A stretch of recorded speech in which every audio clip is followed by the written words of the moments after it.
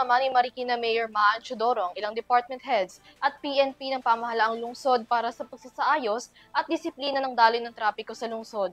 Sa pulong, tinalakay ng alkalde ang mga pangunahing problema o dahilan sa pagbigat ng traffic kabilang na pagpapatupad ng one-side parking policy. Narito si Catherine Landicho para sa detalye.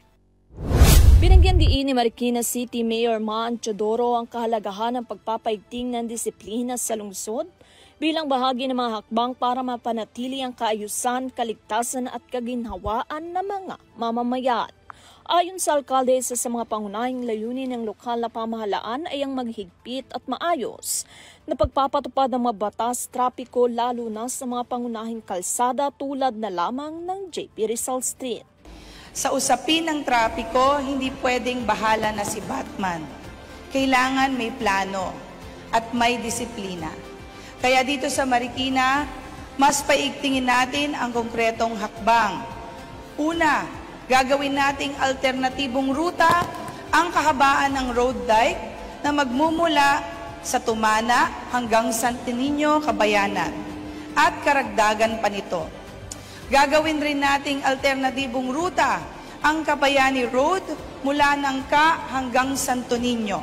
Anya ito ay hakbang upang maiwasan ang matinding trapiko sa lungsod.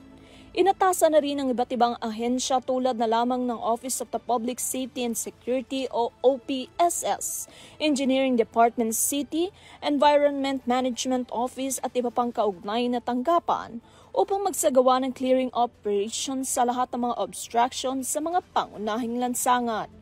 Kasabay nito, magsisimula na rin ang mahigpit na pagpapatupad ng no street parking policy sa mga pangunahing kalsada ng lungsod. Binanggit din ng alkalde na isa sa mga pangunahing sanhi ng mabagal na daloy ng trapiko ay ang mga ilegal na pagpaparada at paghahazard ng mga sasakyan sa gilid ng kalsada na siyang nakakaapekto sa daloy ng ibang motorista. Bilang bahagi pa rin ng kanyang kampanya para sa disiplina, ipatutupad na rin sa lungsod ang curfew hours para sa mga menor de edad mula alas 10 ng gabi hanggang alas 4 ng umaga. Alala lang po, hindi ito para pahirapan ang mga bata, kundi para protektahan sila.